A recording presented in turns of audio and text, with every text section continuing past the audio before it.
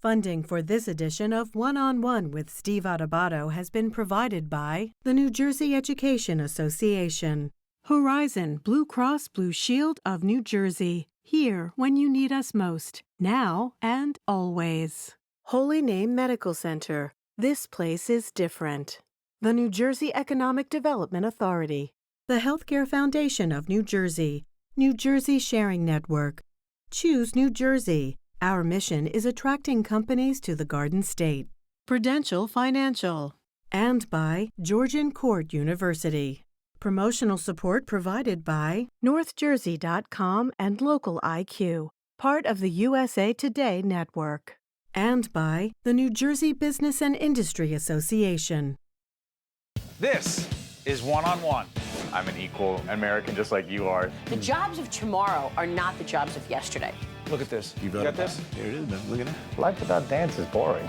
I don't care how good you are or how good you think you are, there is always something to learn. Do you enjoy talking politics? No. People call me because they feel nobody's paying attention. Our culture, I don't think, has ever been tested the way it's being tested right now. Such a good question. High five.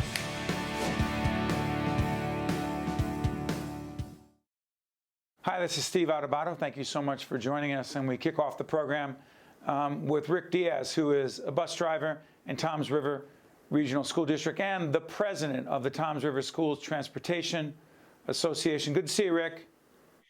Thank you, Steve. Thank you for the opportunity. Good to see you as well. Well, you got our colleagues and friends and the folks at the New Jersey Education Association. They don't only represent teachers, they represent education support professionals like yourself. And we were talking about the role of bus drivers and others. Give us a perspective as we tape this program on the 6th of April. It'll be seen later. What has this 13, 14 months for you and your colleagues been like, given COVID? So because of the COVID, being a school bus driver is tumultuous. It's added stress. A lot of things have changed. Before the COVID, we transported approximately 13,000 students a day.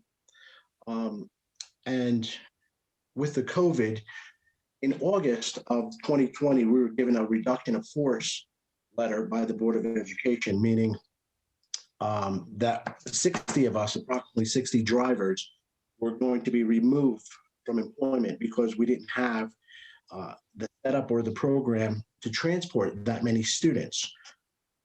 So that is troubling in its sense that you don't have medical coverage, you don't have means of, making finances to pay your bills and keep your family going. So that was August of 28th of August 2020. About 2-3 weeks later, they decided to go into a hybrid program, an A-B program. And that took us off of the reduction of force notification.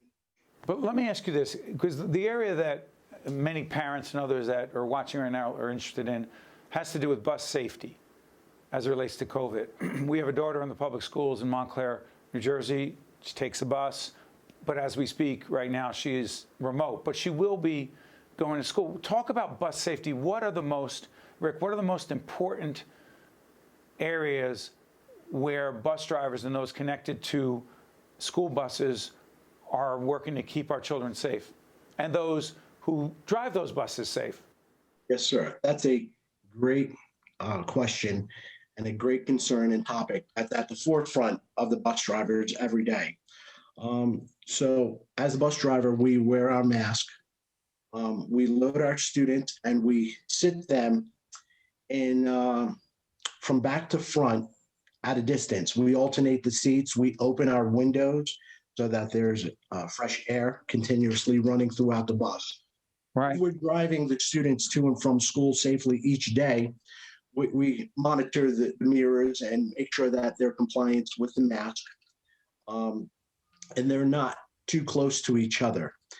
After we deliver the students home or to the school, we physically walk to the back of the school, checking for students in book bags and computers, but we disinfect the bus as well. How do you do that, Rick? Describe that. Yes, by all means. As we're physically walking to the back of the bus, we are spraying each seat and the high touch areas to include the window sills and the front and the back of the seats. We put a light mist of a disinfectant that we use that was cleared through the Board of Education. We spray the handrails. We spray everything that a student would come in contact with. And we'd let that sit for approximately 5 to 10 minutes just before we start to pick up the next tier of children. We do the high schoolers first, the intermediate second, and then the elementary. Go ahead. No, I'm sorry for interrupting, Rick, but Rick, I'm so curious because kids will be kids, and Yes. and COVID is exhausting for all of us. But I can't imagine what it's like for kids.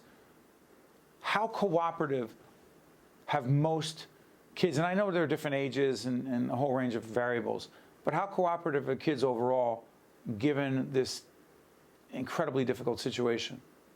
14 months into this as we tape, go ahead. In large, they are all cooperative.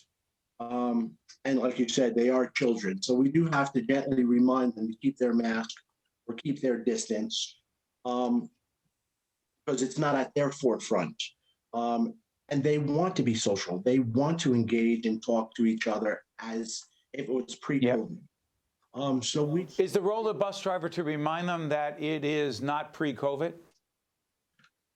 No, I wouldn't say that. The role of the driver is primarily to get them to and from school safely, and with the COVID, to keep their distance, to keep their mask on, and to ensure that the bus is cleaned and well ventilated and disinfected. When we finish our runs for the day, we deep clean our buses. We spray with a different cleaning agent. We wipe everything down. So we're pretty meticulous with, the health of the children. Final question before I let you go. This is so interesting to me because the education support professionals who play such an important role. By the way, who are the other folks other than bus drivers? Are we talking cafeteria workers? Yes, I represent, as the president, the school bus drivers, the school bus aide, and the mechanics. So in the umbrella of support staff, yes, you do have the cafeteria workers, the security guards, grounds department, but I'm only representing the drivers, aides. I know, but the education support professionals play an incredibly important role in our schools, particularly as children are returning to school. Before I let you go, what is the most important message you want to deliver to our audience in 30 seconds about, frankly, why this is so important that we continue to take this seriously as children go back to school? I would like to reiterate that safety, our health, the bus drivers, the workers, the support staff, and the students as a whole, that we shouldn't let our guard down, that we should continue to social distance, wear our masks, disinfect. That's what I would continue to be an advocate for. It's just staying the course that we're doing now. Hey, Rick Diaz, I want to thank you for joining us, and thank you for what you and your colleagues do every day. We appreciate it. Thank you, Rick. Thank you, sir. Thank you kindly. I'm Steve Adubato. Stay with us. We'll be right back. To watch more one-on-one with Steve Adubato, find us online and follow us on social media. We're now joined by Sara Cullinane, director of Make the Road, New Jersey. Good to see you, Sara. Great to see you, Steve. Thanks so much for having me. You got it. Sara, let everyone know what your organization is and why you're so important. Make the Road New Jersey builds the power of immigrant and working class communities. We do that through community organizing, through the provision of legal services, through policy innovation and transformative education. We're about winning respect and dignity for immigrant and working class communities. So, Sara, we're taping on the 6th of April, being seen later. As we speak, you say that the situation on the border is not a crisis. Well, it's a certain kind of crisis, but not the crisis that many Republicans and some Democrats and others who just care, when we see children, as we speak right now, unaccompanied, wrapped up in some sort of blanket, but not the blanket we're familiar with. Long story short is, that's not a crisis. These are children, thousands of children who are fleeing violence, who are fleeing 2 hurricanes that happened in Central America since November 2020. They're fleeing a pandemic. And most importantly, most of them are trying to reunite with their families here. So the crisis is about our broken immigration system and the fact that we don't have a legal, safe process for young people to reunite with their parents in this country. We'll talk about President Biden's immigration policies in a second, but you have spoken out very clearly and publicly about the Trump administration's policies regarding immigration and how they and that has, in fact, contributed to this crisis of immigration. Talk about it. Absolutely. The Trump administration gutted our asylum system. There are thousands of people sent away who are fleeing violence, seeking asylum. Asylum is a bedrock principle of our country. You should be welcomed here if you are fleeing violence, if you're unsafe. And the Trump administration gutted that policy. They also terrorized immigrants across the country, not only on the border, but here in Elizabeth, New Jersey, families parents were ripped apart from their children in pre-dawn raids. So what we're seeing now is the fallout from 4 years of horrific attacks on immigrants and really just violations of due process and of our asylum system across the board. Okay, now let's talk about President Biden. So for President Biden, who says, I am guilty of being a, quote, nice guy, being welcoming to those who want to come across the border seeking asylum. Let's assume that that is the vast majority. What do you say to those who argue it's important to be empathetic and sympathetic and caring, but is it also fair, or is it not fair, to say that the Biden administration did not have a plan for how to deal with how many have come across the border, particularly unaccompanied children, and that is not just a policy mistake, but a mistake from a human perspective? The Biden administration certainly needs to move faster to set up protocols in place for children who are crossing the border, seeking asylum, seeking to reunite with their families. Detention is not the answer here. We need to have quick policies in place that safely put kids back with their families. And I think, moreover, we've seen the Biden administration come out very strong right out of the gate, promising a pathway to citizenship for 11 million undocumented immigrants and steps to undo so many of the harms under the Trump administration. That's a great message to send, and we need to see real policies put in place to make sure that the 11 million undocumented people who've called this country home for decades are able to have a pathway to citizenship. But Sara, in playing devil's advocate, to say we want you, we want to welcome you, without having the plan in place, is that not the mistake in and of itself, even though the Biden administration is, yes, we must do better, but to send the message, please come, without a plan, is a real mistake and a real problem. Not a question of politics or semantics or partisanship. That had to be in place before you did that. Am I wrong about that? Well, I think it's a fallacy that these young people are watching CNN and listening to the president and making a decision to cross the border to risk their lives, to reunite with their families, or to flee violence, just based on what the president said. We've seen immigration under every president. What we've seen now is a backlog and sort of backup when the border was closed during the pandemic, and now there are thousands of young people waiting to cross. They're crossing to save their lives. They're crossing to reunite with their families. They're not crossing the border because the Biden administration seems more welcoming. On the contrary, the Biden administration just did a whole junket to show that they are trying to discourage immigration, which is, I think, not the right message to send.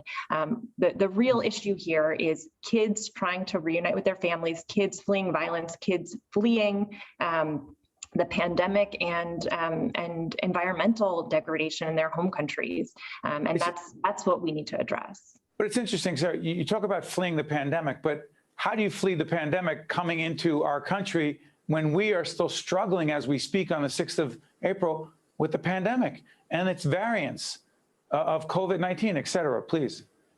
Well, that's absolutely true. And, I think that's more of a reason why we need to have a strong response to the pandemic.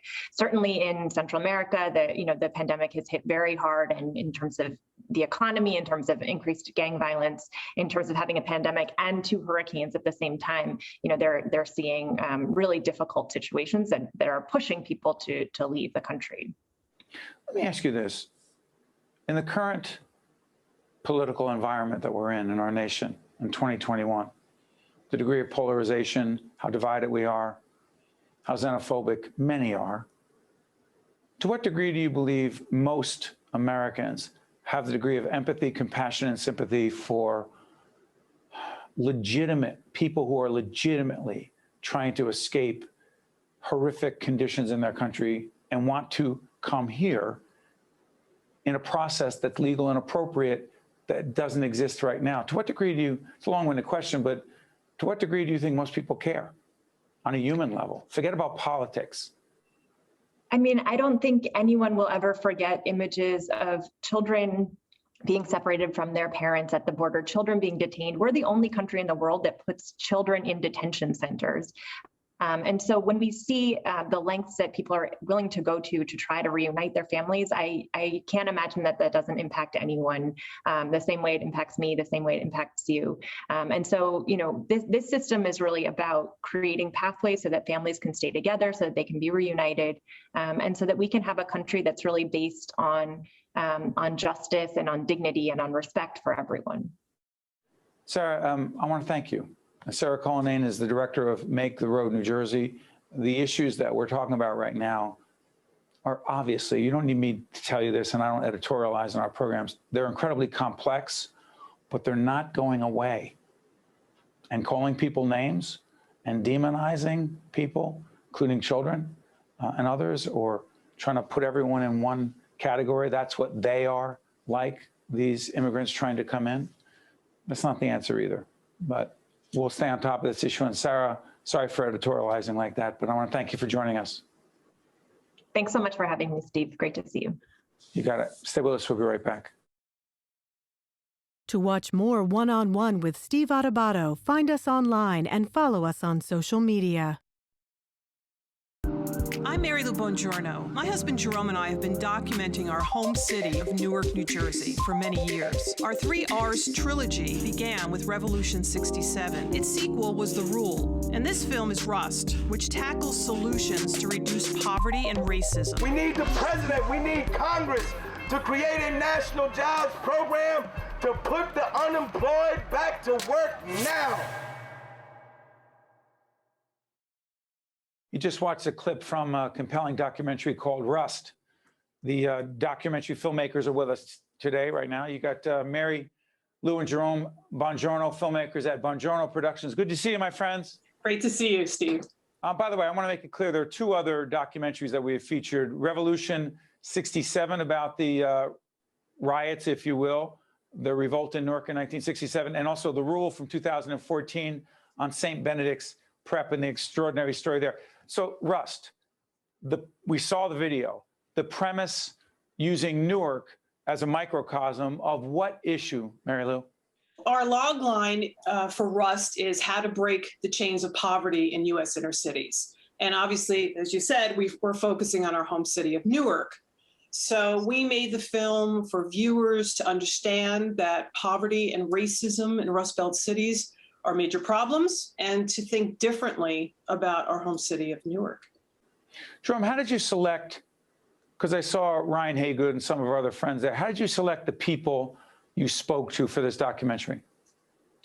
We just tried to get the best people who knew what they were talking about as far as history of Newark was concerned, as far as history of the United States is concerned, racism, slavery, activism. We just took the best of the best.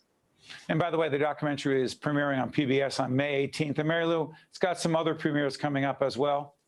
Yes. So on May 18th, national PBS, as you mentioned, check local listings because that'll be over a period of time. We also have the virtual premiere hosted by Prudential Financial, and that's on May 3rd. And it's a powerhouse panel discussion that evening with Dr. Khalil Muhammad, Dr. Joyton Barrett, and Larry Ham. So come to our website, bongiornoproductions.com, and sign in and get to see the film early. By the way, we'll put up that website as we do the program. What is the most significant message? And I'm sure, you know, with your documentaries so powerful, so compelling, so moving, people take different things away from them. But particularly at this very difficult time in our nation, as polarized and divided as we are, with the racial tension / polarization, Marylou, what would you say the most significant message you'd like people to take away? Well, our message in all these films is very simple. It's to reduce poverty. So once you reduce poverty, the crime goes down, graduation rates go up. And our takeaway, we want people to take away from this film is that it's not hard to reduce poverty. This is a solutions-based film. So poverty reduction has been done, and it can be done by government with political will. And Jerome, maybe you want to give your take on that. Yeah, we have. By the way, Jerome, as you're talking about this, our team is going to put up our graphic of our ongoing series called Confronting Racism, and we're going to ask people to go on our website and look at previous interviews, including with Ryan Haygood, who was in your documentary. But pick up your point, Jerome. Yeah, we have a high poverty rate in Newark. You know, it's near 30%. And, you know, we live in Newark, so we see, and we've been here a long time, so we see this poverty, you know, every day in our neighborhood. And I think the big takeaway from Russ is that after people see the film, they'll understand that our government has had major success with reducing poverty in the past. And the other takeaway from the film is that, you know, the 4 points that we give in the film is how to reduce poverty. Number one, you know, jobs. People have to be employed. The second thing is you got to improve the educational system. And actually, we had featured St. Benedict's Prep in our previous film called The Rule. And we actually took up an alumnus from that time who had a troubled past. You know, he was going to drop out. But because he received counseling while he was at Benedict's, 10 years later, we're following him today. Now he's a college graduate and he's a social worker. So he got his life back on track. He's a success, all because the school gave him what he needed. And so that's the second point. The third point to reduce poverty is we got to create programs to help families to stay intact. And the fourth point to reduce poverty, the final one, which actually maybe should be number one, is to create programs to reduce racism. So reduce racism. What do you say to those, Marylou, who are sitting there going, yeah, this sounds interesting, but this whole structural racism thing, institutional racism, I'm not convinced it's as serious a problem as most of us realize it is. What would you say to those folks? Because Marylou, with all due respect, you and I grew up in the same neighborhood. Many of the people we grew up with and around who don't, quote, live in the neighborhood any longer don't buy the structural racism argument. And you know exactly what I'm talking about. Absolutely, I do. And that's why we made this film. So the first thing, Steve, in terms of confronting racism is we have to admit that it exists. And that's why we set about systematically showing in this film proof of that. And not only that it exists, but how it severely impacts people's lives. So when we say that, it's not just some minor, you know, anger or embarrassment, or people get saddened because they experience this. I mean, they have fear. And this is every day of their lives, to the point where it destroys their health, it destroys the cohesiveness of their families, their living conditions, and even their freedom. So if you don't have freedom, and that's really what we're saying, right? If you don't have freedom, then how are you supposed to function?